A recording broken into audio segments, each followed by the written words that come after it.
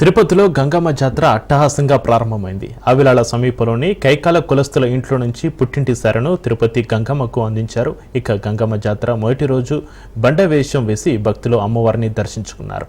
ఈ జాతరకు రావడం ఎంతో సంతోషంగా ఉందంటున్నారు భక్తులు. జాతరకు క్రమం తప్పకుండా తాము వేషాలు ధరించి అమ్మవారిని దర్శించుకుంటామంటున్న తిరుపతి వాసులతో మా ప్రతినిధి కిరణ్ ఫేస్ టు ఫేస్.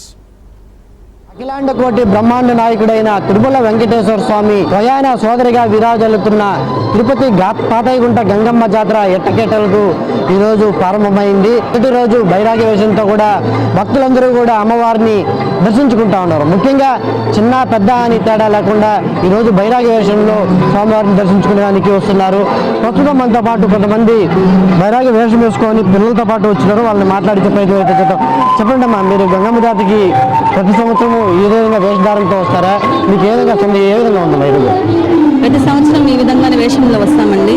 మొదటి రోజు బైరాగ వేషము, ఇది ఎన్నో సంవత్సరాల నుంచి మనకి ఆనతిగా వస్తుంది. సంప్రదాయంగా మాకు ఈ వేషం వేసుకోరావడం చాలా సంతోషంగా ఉంది. అమ్మవారి కోసం సంవత్సరం ఈ విధంగా మీరు పొంగల్ పెట్టుకొని చేసుకుంటారు? ప్రతి సంవత్సరం ఈ విధంగానే చేసుకుంటామండి. అమ్మవారి కోసం ప్రతి సంవత్సరం పొంగల్ పెట్టుకొని అమ్మవారికి ఈ విధంగా వేషాలు వేసుకొని వస్తాం పిల్లలకి. మీరు చెప్పండి అమ్మా, ప్రతి సంవత్సరం ఏ విధంగా వేషధారంతో అంటే చిన్న పెద్ద లేకుండా అంటే ఈ విధంగా వేషాలు వేసుకొని ఉంటారు? ఎందుకు మీకు అంత నమ్మకం ఏంటమ్మా? మేము చిన్నప్పటి నుంచి వేషాలు వేస్తున్నాం. సుమారు 20 ఏళ్ళ నుంచి వేస్తున్నాము. ఇప్పుడు మా పిల్లలకి వేపిస్తున్నాము. మా పిల్లలు చాలా సంతోషంగా వీటికి వేసుకొని మాతో పాటు రావడం మాకు చాలా సంతోషంగా ఉంది.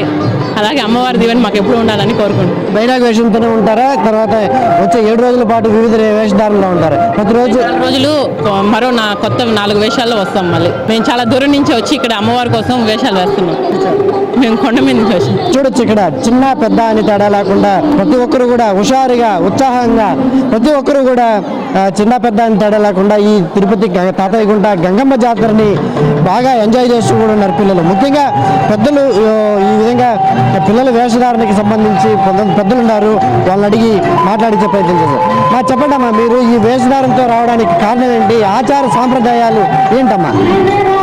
ఇప్పుడు మేము తిరుపతిలోనే పుట్టి పెరిగినాము. మా అమ్మ వాళ్ళు కూడా ఇక్కడే పుట్టి పెరిగినారు. ఈ ఆచారం అనేది పూర్వకాలం నుంచి కూడా వస్తూ ఉంది. గుడి చిన్నదిగా ఉండొచ్చేమో కానీ ఆచారాలు మాత్రం అది కొనసాగుతానే ఉంది. ఒకప్పుడు గుడి చిన్నదిగా ఉండేటప్పుడు మేము మా తల్లిదండ్రులు మాకు నేర్పించింది ఏంటంటే ఇక్కడ వేషాలు వేసుకొని ఇక్కడ తాతయ్యకుంట ఇక్కడ చెరువు ఉంది. ఈ చెరువులో స్నానం చేసేసి ఇక్కడ అమ్మవారిని చూసుకొని వెళ్ళేవాళ్ళం.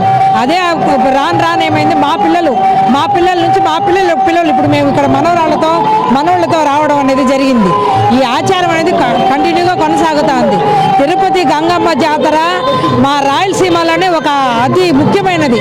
అంటే ఇది ఎన్నో ఏళ్ళ నుంచి, ఇప్పుడే నాకే 56 ఏళ్ళు వచ్చింది. నేను చూస్తున్నప్పుడు మా అమ్మ వాళ్ళు అప్పటి నుంచి ఆచారం అయితే కొనసాగుతుంది. ఎందుకు ఆచారం కొనసాగుతుంది అంటే గంగమ్మ తల్లి యొక్క మహిమ.